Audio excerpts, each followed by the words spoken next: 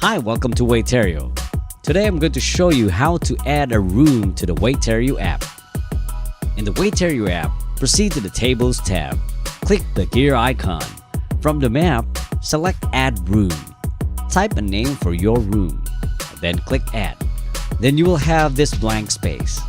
By clicking this gear icon, you will have three options for your room. You can add a new table, rename room, and delete room. In this example, we will choose to add new table. Then you can customize your tables according to your need, like size, shape, name, and label. Once done, click on Save Map. For more details on adding tables, you may visit this link for the video.